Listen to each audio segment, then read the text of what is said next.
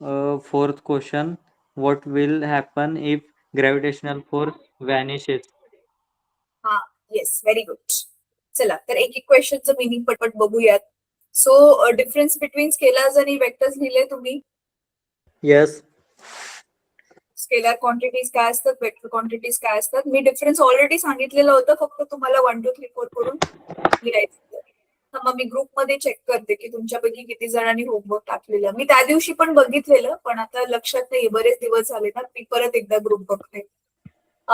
मला सांगा, ज्यांनी ज्यांनी होमवर्क टाकलेलं ग्रुपमध्ये हात वरती करा जरा. I can see science PT1 first gravitation. सुजलचा होमवर्क दिसतोय मला. परत रागिनीने टाकलाय पण मॅथ्सचा येतो. कृष्णाचा पण दिसतोय मला होमवर्क. ग्रेट. ठीक आहे ठीक आहे मुलांना, चला आता पटकन डिस्कस करूया. ग्रॅव्हिटेशनल फोर्स व्हॅनिश झाल्यावर काय होईल ते आपण त्या दिवशी ऑलरेडी डिस्कस केलेलं होतं की, अच्छा ठीक आहे. तर ग्रॅव्हिटेशनल फोर्स व्हॅनिश झाल्यावर काय होईल, खूप साऱ्या गोष्टी होतील मुलांना. मेन गोष्टी आपण बोलूया. एक तर ग्रॅव्हिटेशनल फोर्स व्हॅनिश झाला की डेफिनेटली आपण स्वतः पृथ्वीवर राहू शकणार नाही, है ना. दुसरी गोष्ट, सगळे जे ग्रह सूर्याच्या भोवती फिरतात ते काय होतील, सरळ रेषेमध्ये जायला लागेल. अरे हा, आपलं हे इंग्लिश मीडियम आणि सेमी इंग्लिश वाले नाही. So I will tell the answers in English. So if gravitational force will vanish, what will happen? All the planets will start moving in straight line, right? They will not revolve around the sun. They will start moving in straight line. So they can collide with each other. त्यांची एकमेकांशी काय होईल, टक्कर होऊ शकते. Secondly, gravitational force is our gravitational force is holding our atmosphere, right? आपले जे वातावरण आहे त्याला ग्रॅव्हिटेशनल फोर्सने पकडून ठेवलंय ना. आपल्या जे फक्त पृथ्वीच्याच भोवती जो वातावरणाचा जो पट्टा आहे, मग काय होईल, तो पण निघून जाईल. सो वातावरणच नसल्यावर मग मनुष्य सृष्टी राहू शकणार नाही. तिसरी गोष्ट, पाऊस ग्रॅव्हिटीमुळे खाली पडतो ना. पावसाचे जे हे आहेत, ड्रॉपलेट्स आहेत, बारिश की जो बूंदे आहे, हा, मग ते पण पडणार नाहीत. सो असे खूप सारे बदल होतील. आणि काय होईल बघा, ग्रॅव्हिटेशनल फोर्स की रे मुलांनो, तसा ना सगळ्यात कमकुवत फोर्स आहे. 8वी मध्ये तुम्ही वेगवेगळ्या बलाचे प्रकार बघितलेले आहेत, टाइप्स ऑफ फोर्सेस बघितलेले आहेत. त्याच्यामध्ये एक असतात कॉन्टॅक्ट फोर्सेस, ज्याला कॉन्टॅक्टची गरज असते. कॉन्टॅक्ट फोर्सेस मध्ये मग कुठला असतो, एक तर मस्क्युलर फोर्स, आपण मसल्स लावून कशाला तरी खेचतोय. दुसरा असतो फ्रिक्शनल फोर्स, दोन गोष्टी ज्यावेळी एकमेकांवर घासल्या जातात. हे दोन तुम्ही 8वीला शिकलेला होतात, राईट. मग हे फोर्सेस असतात ते खूप जास्त स्ट्रॉंग. न्यूटन मध्ये आपण मोजलं ना तर ते जास्त त्याची किंमत येते. आणि ग्रॅव्हिटेशनल फोर्स जर तुम्ही दोन वस्तू मधला मोजला ना, खूप कमी असतो. तर सगळ्यात कमकुवत जगामधला जो फोर्स आहे तो ग्रॅव्हिटेशनल फोर्स आहे. पण तरी पण त्याचा एवढा मोठा का परिणाम आहे, कारण जसं जसं वस्तूचं वस्तुमान मास वाढत जातं, ग्रॅव्हिटेशनल फोर्स वाढत जातो. आणि त्याच्यामुळे मग सन सगळ्यात जास्त मॅसिव्ह आहे. सनचं मास सगळ्यात जास्त आहे. And because of that it is having maximum gravitational force. And because of sun's gravitational force, planets are revolving around it. आणि म्हणून मग आपलं ही जी पृथ्वीवरचं जीवन आहे ते शक्य आहे, right. So you can see, जो सगळ्यात वीकेस्ट, सगळ्यात कमकुवत फोर्स आहे तो आपल्या जीवनासाठी किती महत्वाचा आहे. सो नेचर मधला प्रत्येक फोर्स इम्पॉर्टंट आहे. So gravitational force is one of them. ठीक आहे. अजून काय प्रश्न होता, तर एक तर हे डिस्कस झालं, ग्रॅव्हिटी व्हॅनिश झाल्यावर काय होईल. दुसरं फरक स्पष्ट पण सांगितलं. अजून 2 प्रश्न काय होते, अजून 2. UCM is called accelerator motion. Right. आणि अजून एक कोणता प्रश्न होता, डिफरन्स स्केलर आणि वेक्टर. हा, डिफरन्स बिटवीन स्केलर आणि वेक्टर झालं ना डिस्कस. अजून एक कोणता तरी प्रश्न होता, total 4 Why UCM is called accelerated motion? अरे मग तेच मी म्हणते, एक तर स्केलर वेक्टर मधला फरक, दुसरा ग्रॅव्हिटी व्हॅनिश झालं काय होईल, तिसरा UCM ला ऍक्सेलरेटेड का म्हणतात. चौथा टाइप्स ऑफ एनर्जी. हा, types of energy. Types of energy आपण त्या दिवशी डिस्कस केलेल्या होत्या. सो आय एम शुअर की टाइप्स ऑफ एनर्जी मध्ये 2-3 नावं जी तुम्ही स्किप केली असतील, जी टाकली नसतील. Geothermal energy. जिओथर्मल एनर्जीला मराठीत काय म्हणतात? भूगर्भीय उष्णता काहीतरी असेल. आपल्या अर्थच्या आतमध्ये लावा रस आहे ना, त्याच्यामुळे अर्थ गरम असते, तर त्याला जिओथर्मल एनर्जी म्हणतात. ती पण आपण वापरू शकतो. ठीक आहे. तर चला आता पटकन मी ऍक्सिलरेटेड मोशन का म्हणतात ते एक्सप्लेन करते. तर हे मी तर सांगितलेलं, परत एकदा सांगते. तर आता कुठली पण जी वस्तू आहे मुलांनो, युनिफॉर्म सर्क्युलर मोशन मध्ये आहे. समजा आपलं नॉर्मली तुमच्या आता डोक्यावर फॅन फिरतोय, त्याचंच उदाहरण घेऊया. ठीक आहे. तर एकदा फॅन ऑन केला आणि काही सेकंड जाऊ दिले की फॅन एक समान गतीने फिरतोय. फॅनचं स्पीड कमी जास्त नाही होतोय जोपर्यंत आपण बटन बंद नाही करत, किंवा आपण ते रेग्युलेटर फिरवून स्पीड चेंज नाही करत, किंवा लाईट नाही जात, तोपर्यंत फॅनचे जे ब्लेड्स आहेत एक समान गतीने फिरतात. तर समजा हे जे पहिलं फॅन, एकच ब्लेड आपण घेऊया सध्या. एक ब्लेड जे ते फॅनचे इथे आहे. ठीक आहे. ए पॉइंट वरती आहे. तर ए पासून ते बी वरती गेलं. समजा त्याला किती लागले, अँगल किती घेतलाय त्याने? 30 डिग्री. समजा त्याला 3 सेकंड लागले. परत 30 डिग्री. परत 3 सेकंड लागले. असं तो एक समान गती त्याची सेम आहे. दॅट मीन्स गती म्हणजेच चाल, आपण मराठीमध्ये गेलेलो. Speed is constant, but change काय होतंय? चेंज काय होते त्याची? वेलॉसिटी. वेलॉसिटी काय असते? वेलॉसिटी मध्ये माहितीये ना आपण काय घेतो? डायरेक्शन. तर इथे फॅन जरी असा फिरत असला, पण ऍक्च्युअल मध्ये त्याची velocity tangent to the circle असते. अशी गेल्या क्लासमध्ये आपण डिस्कस केलेलं होतं. एक मिनिट. ही अशी टँजंट टू द सर्कल असते. म्हणजे बघा, म्हणून कधी कधी ना फॅनला काहीतरी थटलं तर ते गोल गोल नाही फिरत राहत, एका सरळ रेषेमध्ये येऊन तुटतं. जसं आपण त्या दिवशी एक्झाम्पल घेतलं, दगड बांधला आपण आणि गोल गोल फिरवतोय. जर ते धागा तुटला तर दगड असा गोल गोल फिरून नाही पडत, सरळ एका रेषेमध्ये जाऊन पडतो ना तो. राईट. ते आपण ते गोफनचं पण एक्झाम्पल घेतलेलं. पक्ष्यांना ते गोल गोल करून स्ट्रेट जातं की नाही, गोल गोल थोडी फिरतं ते दगड जो गोफन मधून फेकला जातो. सो म्हणजे वेलॉसिटीची जी दिशा आहे ऍक्च्युअल मध्ये ती ही आहे. राईट. ही दिशा आहे. So this is, speed same आहे त्याची, पण त्याचं डायरेक्शन कॉन्स्टंटली बदलत राहते. इथे असल्यावर इथे आहे डायरेक्शन, परत इथे आहे, परत इथे आल्यावर इथे आहे. सो डायरेक्शन चेंज होते कंटिन्युअसली. म्हणून काय होतंय? डायरेक्शन चेंज झाल्यामुळे वेलॉसिटी चेंज होते. आणि वेलॉसिटी जिथे चेंज होते तिथेच काय असतं? ऍक्सेलरेशन. तर गेल्या वर्षी तुम्ही ऍक्सेलरेशनचा फॉर्म्युला बघितलेला होता ना, आठवतंय? A is equal to v minus u upon t. आणि हे व्ही मायनस टी काय होतं? Change in velocity. Right. So change in velocity upon time, ते आपण काय घेतलेलं? Acceleration. That's why this uniform circular motion. Uniform speed आहे त्याचा, एक समान स्पीड, सेम आहे. Speed is uniform, but the whole motion is accelerated motion because direction changes continuously. हे तुमच्या गेल्या वर्षीच्या धड्यामध्ये होतं. ठीक आहे. तर चला आता आपण पुढे जाऊयात. आज मला तुम्हाला सेंट्रिपिटल फोर्स काय असतो तो त्या दिवशी मी तुम्हाला सांगितलेलं होतं. येस. हा. Yes ma'am. सेंट्रिपिटल फोर्स त्या दिवशी सांगितलेलं होतं. सो आता थांबा, तुमचं टेक्स्टबुक मला ओपन करू द्या.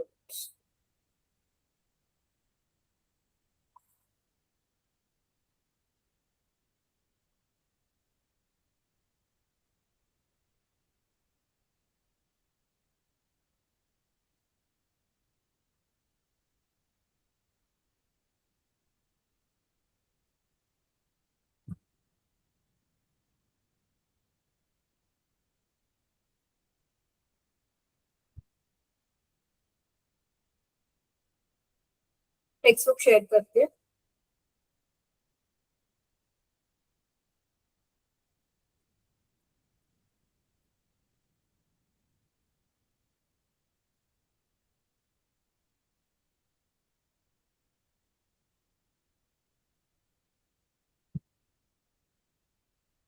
टेक्स्टबुक दिसतंय? No ma'am. तर दिसत असेल. Yes. हा, तर बघा आपण ग्रॅव्हिटेशन चॅप्टर चालू केलेला होता. तर आपण हे circular motion, centripetal force complete केलं आणि आज आपण बघणार आहोत हे केप्लरचे लॉज. आता हे केप्लरने काय केलं ना, छान पैकी इथे दिलेलं आहे बघा. केप्लर कोण होता त्याच्याबद्दल थोडस दिलेलं आहे, इथे पण दिलेलं आहे. न्यूटन बद्दल पण दिलेलं आहे, केप्लर बद्दल पण तुम्ही थोडस माहिती काढा. तर इथे पण थोडस दिलं असेल, वाचा जरा हे. तर मग केप्लरने काय केलं ना, सगळ्या ग्रहांची गती सूर्याच्या भोवती अभ्यासली, पृथ्वीची पण अभ्यासली आणि त्याच्यावरून मग काहीतरी त्याला समान गोष्टी समजल्या आणि त्या समान गोष्टीवरून मग आता त्याने काय केलं, नियम बनवले. कुठला पण ग्रह, कुठला पण प्लॅनेट जो सनच्या भोवती फिरतोय त्याच्यासाठी त्याने 3 नियम बनवलेले. तर आपण एक एक करून जे आहे ते नियम समजून घेणार आहोत. जसं की आता हा फर्स्ट लॉ बघूयात आपण. काय सांगतो हा first law? The orbit of a planet is an ellipse with the sun at one of the foci. आता इलिप्स काय असतं? इलिप्स काय असतं? थांबा एक मिनिट. मॅम इलिप्स हा थोडा अंडाकृती सारखा असतो. हा, त्याला आपण मराठीमध्ये म्हणतो लंबवर्तुळ. लांबड झालेलं वर्तुळ. वर्तुळाला तुम्ही खेचलं. व्हाईट बोर्ड दिसतोय माझा? Yes, ma'am. Yes ma'am. Yes ma'am. हे आपलं नॉर्मल वर्तुळ आहे की नाही मुलांनो? ह्या वर्तुळाला की नाही तुम्ही असं खेचलं की नाही, हे जे बनलं हे झालं लंबवर्तुळ. ठीक आहे. आता मग ज्यावेळी हे असं लंबवर्तुळ असतं ना, आपल्या नॉर्मल वर्तुळामध्ये काय असतं? केंद्रक असतं एक, राईट? सेंटर असतो एक. आता हा जो नॉर्मल वर्तुळामधला सेंटर काय असतो मुलांनो? तो बिंदू असतो ना जो समान अंतरावर असतो. सगळ्या वर्तुळावरच्या सगळ्या बिंदूंपासून हा बिंदू काय असतो? समान वर्तुळा अंतरावर असतो, राईट? म्हणजे ही सगळी त्रिज्या सगळी काय असेल? सेम असेल, कॉमन असेल, हो की नाही? So centre is common, radius is constant इथे. पण लंबवर्तुळ ज्यावेळी येतं ना, तर ह्याला 2 केंद्रक असतात. किती असतात? Means 2 point. हा, 2 सेंटर असतात त्याला, ए आणि बी. मग आता ह्याला सेंटर नाही म्हणत, पण we don't call it as centre, we call it as एक. ज्यावेळी एकाबद्दल बोलतोय त्यावेळी आपण म्हणतो फोकस. काय म्हणतो त्याला? फोकस. फोकस. आणि फोकस. फोकसचं अनेक वचन फोक आहे. 1-2 असतील तर फोक आहे, म्हणजे ह्याच्याकडे ऍक्च्युअल मध्ये 2 असतात म्हणून ह्याला 2 फोका आहेत. तर मग आता हे काय सांगतो, केप्लरचं काय म्हणणं आहे की सन की नाही एका कुठल्या तरी फोकायला आपण इमॅजिन करायचं, म्हणजे इथे सन आहे आणि मग जे लंबवर्तुळाकार आहे त्याच्या त्या रस्त्यावर काय असतं, कुठला पण ग्रह काय करतो? परिक्रमा करतो. मग हा जो ग्रह आहे आता तो प्लॅनेट जो आहे तो, it can be Earth, it can be Mercury, it can be Venus. Are you aware of all the 10 names, all the 8 names of the planet? Sorry, not 10. Yes, ma'am. In English, Yes, ma'am. tell me quickly. Yes, ma'am. सांगा सांगा सांगा लवकर.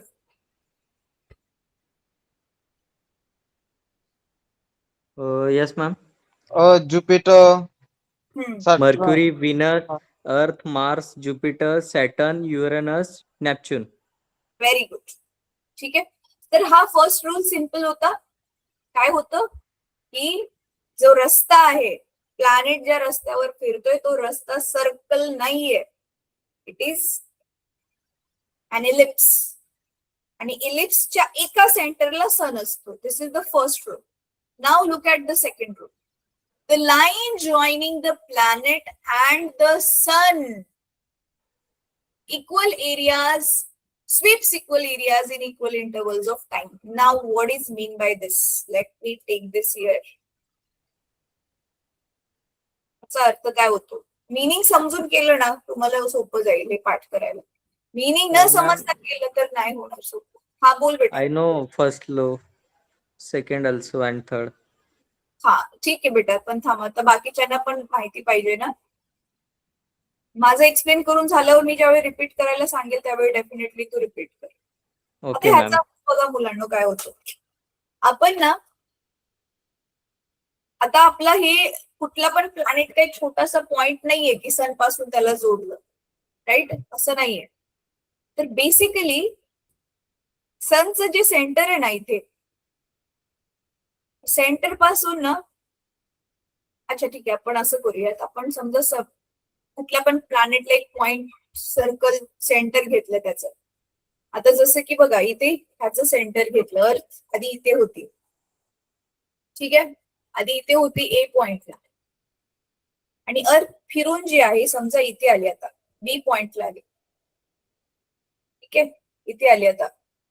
आणि आता आपण काय करतोय, ह्या दोघांना जोडतोय.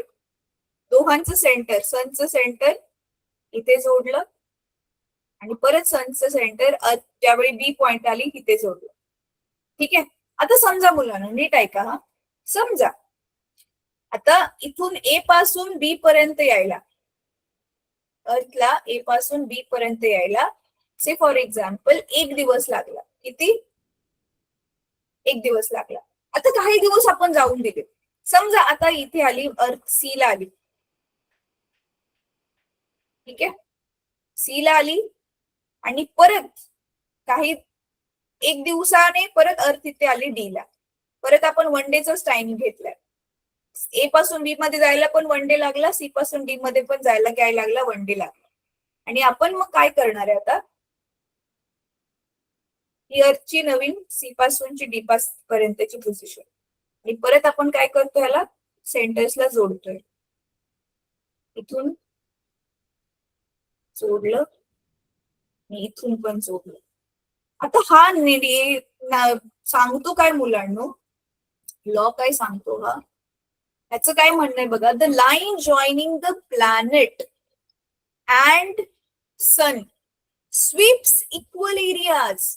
2 लाईनींनी जॉईन केलं ना, मग हा जो एरिया बनला ना, एका दिवसामध्ये किती एरिया कव्हर केला ऍक्च्युअल मध्ये अर्थने नुसती लाईन नाही कव्हर केली, सनच्या कंपॅरिझन मध्ये किती एरिया कव्हर केला.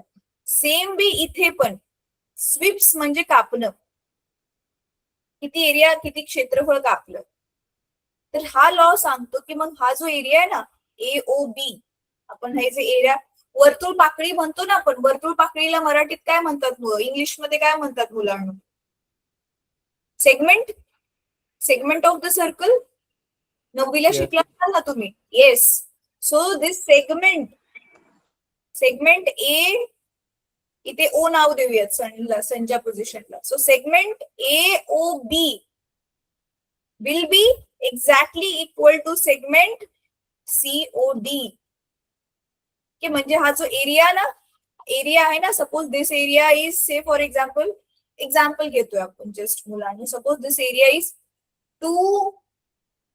20,000 kilometre square. So COD will be also 20,000 kilometre square. So अर्थ इक्वल टाइम मध्ये इक्वल एरिया स्वीप करते. So line joining the planet and the sun sweeps equal areas in equal intervals of time. So this we have taken 1 day, here also we have taken 1 day. But if we will change the time, the area will also change. Are you getting my point? Yes. Understood second law, Kepler's second law? Yes, ma'am. ठीक आहे. आता third law बघूयात मग काय सांगतोय. Third law मध्ये बघा काय आहे, आता टाइम आणि हे इक्वल आहे, पण आता ह्याच्यामध्ये रिलेशन आहे. The square of its period of revolution around the sun is directly proportional to cube of the mean distance of a planet from the sun. म्हणजे काय, आता मी एक्सप्लेन करते तुम्हाला.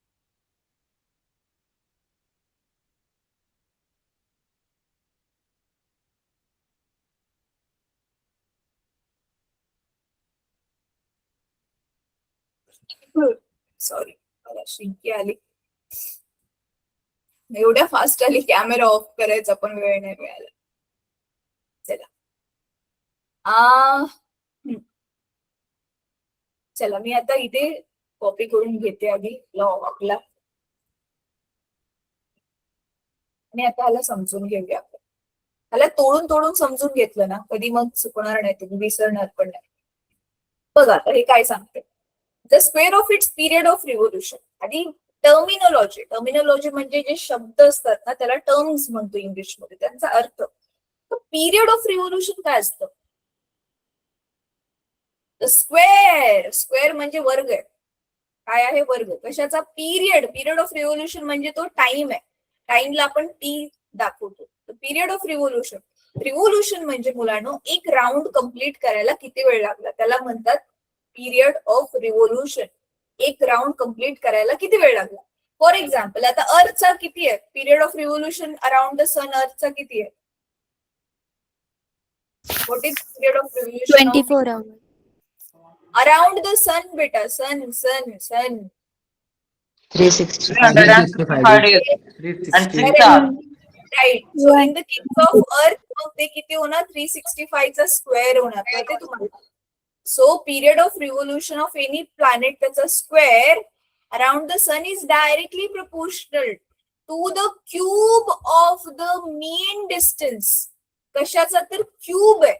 मीन डिस्टन्सला आपण आर घेऊया इथे, of the planet from the sun. Mean distance म्हणजे काय?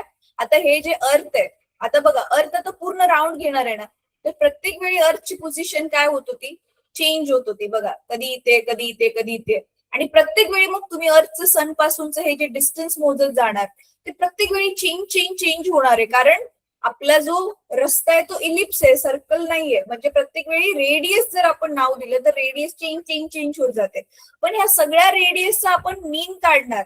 मीन म्हणजे काय? सरासरी. मीन कसं काढतात? येस, एव्हरेज तुम्ही शिकलाय ना कसं काढतात. सगळे डिस्टन्सेस आपण टोटल करणार आणि किती वेळा डिस्टन्स मोजले आपण त्याला डिवाइड बाय तेवढा नंबर मी करणार. Right. So that will be say for example आता तुमचे 9वीचे मार्क्स होते, 6 सब्जेक्ट होते. 6 सब्जेक्टचे तुम्ही 100 पैकी से 80 होते, एकामध्ये 40 होते, एकामध्ये 40 मध्ये खूपच कमी वाटते, एकामध्ये 75 होते, एकामध्ये 100 पैकी 100 मिळाले कुठल्या तरी विषयामध्ये. तर असे टोटल तुमचे किती? आता हे 3, 4, एकामध्ये 90 घेऊया, एकामध्ये परत 80 घेऊया. तर हे टोटल किती घेतले? 6 सब्जेक्टचे मार्क्स आणि भागिले टोटल सब्जेक्ट 6 आहेत. तर ह्याचं जे आन्सर येतं ते आपली काय असते? मीन असते, एव्हरेज असते. तसंच अर्थचं आपण प्रत्येक वेळी नवीन जेवढी पण पोझिशन्स पॉसिबल होत आहेत तर सगळ्याच डिस्टन्स काय केलं? मोजलं आणि त्याची एव्हरेज काढली. सो ते डिस्टन्स असणार आहे आपलं काय असणार आहे? त्याचं mean distance of the planet from the sun. So this is your third law that T square is directly proportional to R cube. कळलं काय लॉ सांगतोय ते? लॉ असं सांगतोय हा की अंतराचा क्यूब केला की तो टाइमच्या स्क्वेअर असतो. ह्याचा अर्थ तुम्हाला कळतोय का मुलांनो? याचा अर्थ जर आपण प्लॅनेटचं ना सन पासूनचं अंतर, आता हे समजा अर्थ आहे, अर्थच्या पेक्षा पण लांब कोण आहे? आपला हा सन आहे. सनच्या सगळ्यात जवळ कोणता प्लॅनेट फिरतोय मुलांनो? पहिला सगळ्यात जवळचा प्लॅनेट कोण आहे सन पासूनचा? मर्क्युरी. हा मर्क्युरी. हा. नंतर सेकंड नंबरला कोण आहे? व्हीनस. थर्ड नंबरला कोण आहे? सॉरी अर्थ. हा. तर म्हणजे कळते तुम्हाला आता जसं आपण सन पासून लांब जाऊ तसं काय होणार आहे? जास्त वेळ लागणार आहे फिरण्यासाठी, कारण रस्ता मोठा होतोय ना. So if we will find out the time period, तर तुम्ही जरा शोध लावा. मर्क्युरीला एक राऊंड पूर्ण करायला सनच्या राऊंड किती वेळ लागतोय? मॅम क्वेश्चन एकदा रिपीट करा. मर्क्युरीला सनच्या अराउंड, अर्थला कसं सनच्या अराउंड पूर्ण एक राऊंड कम्प्लीट करायला 1 वर्ष लागतं ना, 365 डेज लागतात. तसं मर्क्युरी आणि व्हीनसला किती वेळ लागतो ते जरा फाइंड आउट करा. Okay ma'am. तो हा होमवर्क समजू ना. हा. सो तेच मला ओव्हरऑल हेच सांगायचंय की डिस्टन्स सन पासून वाढलं याचा अर्थ आपली ऑर्बिटचं डिस्टन्स वाढलं सन पासून की मग टाइम पण जास्त लागणार. कॉमन सेन्स आहे. पण हे असं डायरेक्टली प्रपोर्शनल नाहीये. T is directly proportional to R नाहीये सरळ सरळ. ह्याचा स्क्वेअर आणि ह्याचा क्यूब आहे, हे लक्षात ठेवा. रिलेशन कसं आहे, ह्याचा स्क्वेअर आणि ह्याचा क्यूब आहे. कळलं? Yes. हो मॅम. हा, सिम्पलचं एक्झाम्पल आपण जर घेतलं तर समजा, असं प्रॅक्टिकली नाहीये पण तुम्हाला सिम्पल करून सांगण्यासाठी जर आपण एक्झाम्पल घेतलं तर हे रिलेशन कसं आहे बघा. आपण लिहून काढूया, जरा थांबा, एक टेबल घेऊया.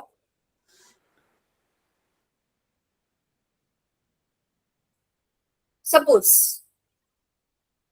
एक कुठला तरी प्लॅनेट आहे, एक कुठला तरी आपलं दुसरं कुठलं तरी मिल्की वे पासून लांब जाऊया, एक कुठल्या तरी दुसऱ्या गॅलेक्सी मधला सन आहे, खूप छोटासा, आणि त्या सनच्या भोवती बाकीचे तिथले प्लॅनेट्स फिरतात.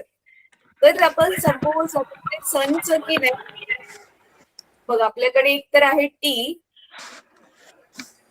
दुसरं आहे आपलं आर. सपोज 2 सेकंड लागतात, फक्त 2 सेकंड. ठीक आहे, 2 सेकंड लागतात एक राऊंड पूर्ण करायला, आणि सपोज ते एव्हरेज डिस्टन्स आहे 1 मीटर. ठीक आहे, तर आता ह्याचे रिलेशन कसं काढणार आपण? T square is directly proportional to R cube, right. याचा अर्थ आपण कसं लिहू शकतो ह्याला? T square upon R cube is equal to constant. गणितामध्ये केले तुम्ही गेल्या वर्षी. तर आपण आधी के ची व्हॅल्यू काढूया. हा, आता के ची व्हॅल्यू काढूया. तर टी चा स्क्वेअर म्हणजे 2 चा स्क्वेअर आणि भागिले 1 चा क्यूब. तर के ची व्हॅल्यू काय आली मग मुलांना? So K is equal to 2 चा स्क्वेअर 4, 1 चा क्यूब 1च. सो के ची व्हॅल्यू आली 4. आता नीट ऐका, तोच प्लॅनेट समजा आता स्लो फिरायला लागला. तोच प्लॅनेट स्लो फिरायला लागला आणि आता समजा त्याचा नवीन टाइम आहे 5 सेकंड्स. तर आता आर ची व्हॅल्यू किती होईल?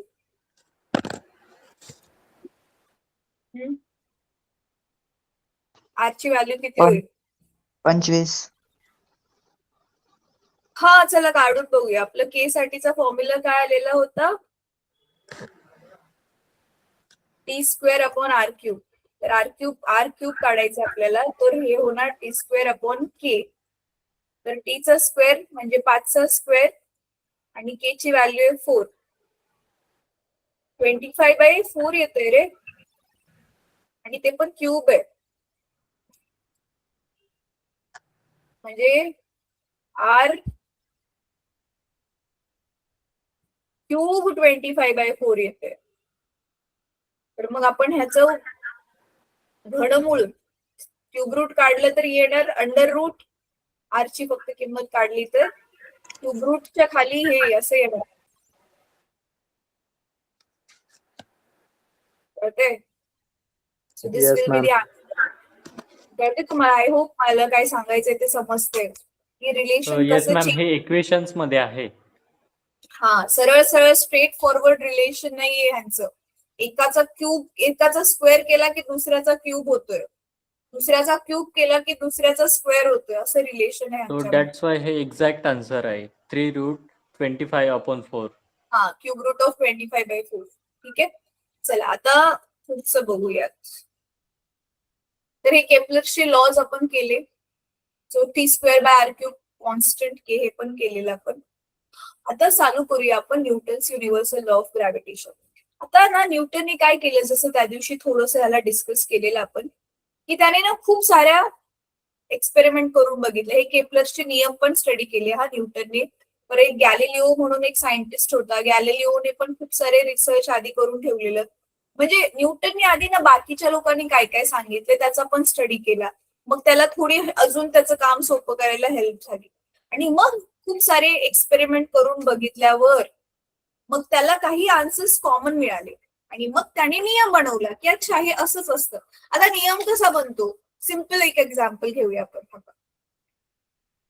कुठला पण नियम कसा बनतो? पुन्हा पुन्हा ज्यावेळी ती घटना होते त्यावेळी तो नियम म्हणून आपण त्याला पकडून ठेवतो, राईट.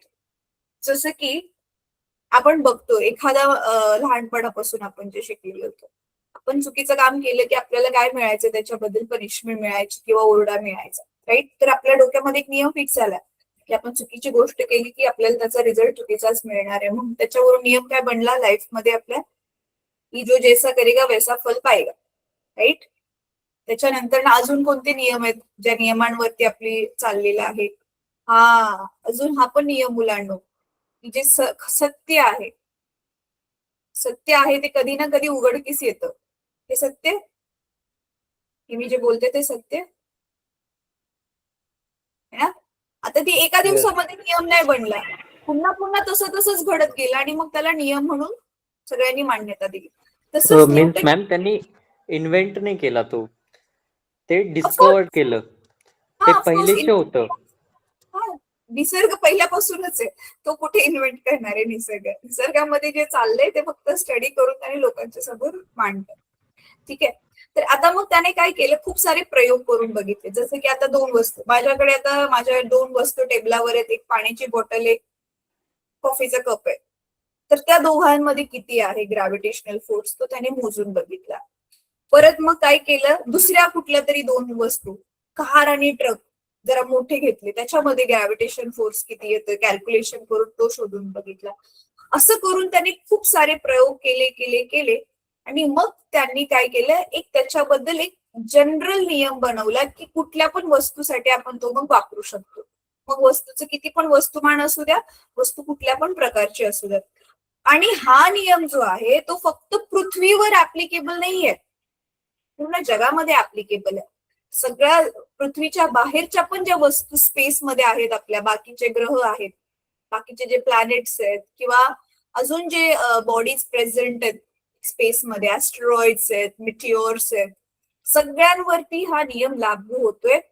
म्हणून ह्याचं नाव काय पडलं, युनिव्हर्सल लॉ ऑफ ग्रॅव्हिटेशन. खूप सारे कमी असे नियम असतात, कमी असतात जे युनिव्हर्सल असतात. ठीक आहे. काय काय नियम फक्त अर्थवर लागू असतात आणि काय काय पूर्ण युनिव्हर्स मध्ये लागू असतात. So that's why we call them universal laws. So this is one of them, universal law of gravitation. तर आता हा नियम काय सांगतो बघा मुलांना, खूप साधा सोपा छानसा नियम आहे तो.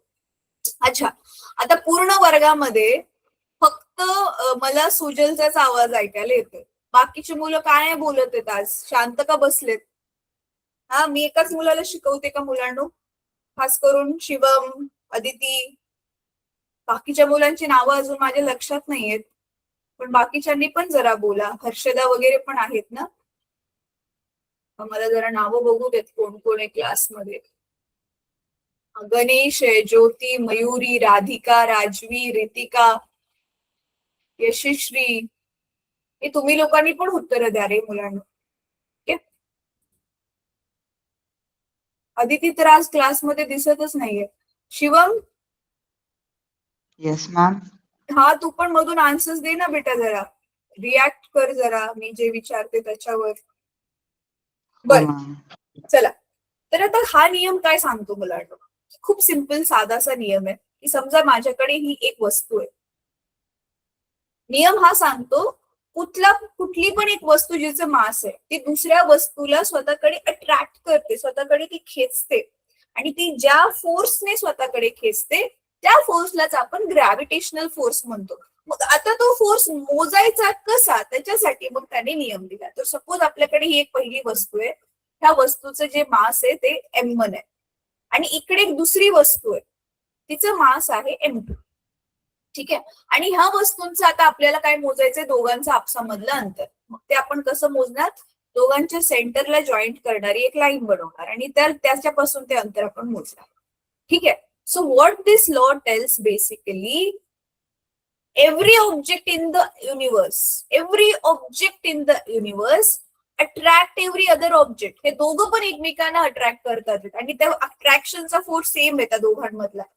हा पण एफ ने अट्रॅक्ट करतोय, हा पण एफ ने अट्रॅक्ट करतोय, and this force is directly proportional to product of their masses. म्हणजे त्यांचं मास किती आहे त्याचा प्रोडक्ट म्हणजे त्यांचं multiplication. Product means multiplication upon universe. आणि तो काय सांगतो की तो it is inversely proportional. Inversely proportional to square of distance between them. त्या दोघांमधले जे डिस्टन्स आहे त्याचा स्क्वेअर. म्हणजे म्हणायचं काय आहे ह्याला, समजा आता हे पहिले जे मास आहे याचं वजन आहे, वस्तुमान आहे 1 kg आणि ह्याचं जे आहे suppose this is 2 kg and suppose distance between them is 2 metre. मग आता फोर्स कसा काढणार आपण? How we will calculate the force? This will be proportional to 1 into 2, right. Masses किती आहेत? 1 kg आणि 2 kg ना. 1 into 2 आणि inversely proportional to square of distance between them म्हणजे 2 चा square. So that means it is 1/4. ठीक आहे. पण आता हे प्रपोर्शनल आलं ना, आपल्याला प्रपोर्शनल नकोय. मग आपण आधी ह्या दोघांना कंबाईन करू शकतो. हा न्यूमरेटर आहे, डिनॉमिनेटर आहे. So what we can write? So F is proportional to m1 m2 upon d square. मग आता हे प्रपोर्शनल चिन्ह काढून तुम्हाला माहितीये मुलांना आपण काय घेतो? एक कॉन्स्टंट घेतो, राईट. सो सध्या तो कॉन्स्टंट आपण के लिहिलेला आहे. तर न्यूटनने तो के घेण्याच्या ऐवजी काय केलं? त्याला काय घेतलं? त्याला घेतलं त्याने capital G. And this capital G is called gravitational constant. ठीक आहे.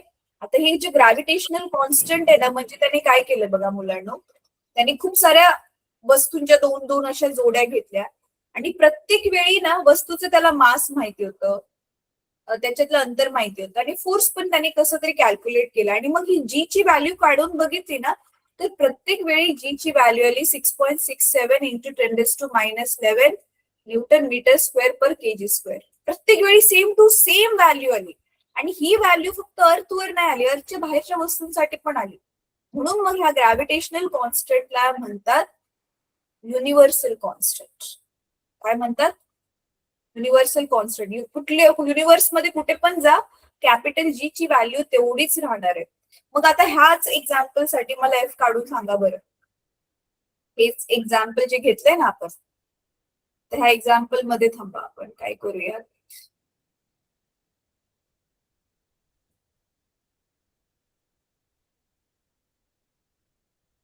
ह्या एक्झाम्पल मध्ये काय दिलेलं आहे? चला पटकन सोडूया ते. ह्या एक्झाम्पल मध्ये आपल्याला दिलेलं एक तर पहिल्या वस्तूचं मास आहे 1 kg, राईट. दुसऱ्या वस्तूचं मास आहे m2 2 kg. दोघांमधलं डिस्टन्स किती आहे? 2 मीटर. आणि आपला कॅपिटल जी ची व्हॅल्यू फिक्स आहे 6.67 into 10⁻11 न्यूटन मीटर स्क्वेअर पर केजी स्क्वेअर, राईट. आता एफ काढायचंय, तर एफ चा फॉर्म्युला काय आपला? जी m1 m2 upon D square. म्हणजे हे दोघं वस्तू एकमेकांना किती फोर्सने, किती न्यूटन फोर्सने एकमेकांकडे अट्रॅक्ट करणार? सांगा पटकन आता मला आन्सर. सो जी ची व्हॅल्यू 6.67 into 10⁻11, m1 ची व्हॅल्यू आहे 1, m2 ची व्हॅल्यू आहे 2, खाली डी स्क्वेअर म्हणजे 2 वेळा लिहूया 2 into 2. So this 2 got cancelled, right. ह्या 2 ने ह्याला इथे डिवाइड करा. 2 3 जा 6, 2 3 जा 6, परत 2 3 जा 6, 1 उरेल, पॉइंट तिकडून 0 टाकल्यावर 5. सो आन्सर काय आलं? किती फोर्सने अट्रॅक्ट करतोय ह्या वस्तू एकमेकांना? 3.335 into 10⁻11 न्यूटन. कळलं मी काय केलं? थोडंफार मॅम. अरे आपण वस्तूंची की नाही ग्रॅव्हिटेशनल बरोबर. अजून एक पटकन एक एक्झाम्पल सोडूया, एकच मॅम. मिनिट. मॅम हा बोल बेटा बोल. हे सिंपल आहे, पण जे आपण टेक्स्ट बुक मधून सॉल्व्ह करतो ना, ते थोडेसे अवघड जातात. हा ते तर करणारच आहे आपण, पण मी शिकवताना तर सिंपल पासून सुरुवात करेल ना, नाही तर तुम्हाला कळणार कसं? तर मग सपोज हे कळलंय मॅम, हे सिंपल आहे ते कळलं. ठीक आहे, मग हे होमवर्कला देते मी, हे तुम्ही करायचंय. सपोज 2 वस्तू आहेत, एकाचं मास आहे 2 kg, दुसऱ्याचं मास आहे 5 kg. ठीक आहे. आणि समजा दोघांमधलं जे डिस्टन्स आहे, एक मिनिट, ह्या दोघांमधले जे डिस्टन्स आहे, सपोज दिस डिस्टन्स इज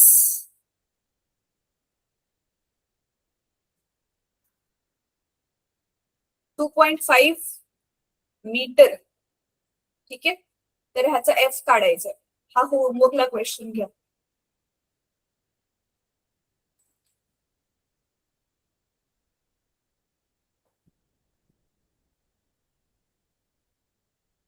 ठीक आहे, तर एक तर हे कॅल्क्युलेट करा आणि दुसरं काय करायचंय तुम्हाला, न्यूटन्सला बाय हार्ट करायचं. लिहून छानपैकी काढून बाय हार्ट करायचं. मी तोंडी विचारणार अचानक कोणाला पण की state Newton's law of gravitation म्हणून. कळतंय मुलांना? कळतंय? Yes ma'am. मॅम चला ठीक आहे, मग आपण आजचा क्लास इथे थांबूया. बोल. काय नाही मॅम. काय झालं? Hello, ma'am. हा बेटा बोल.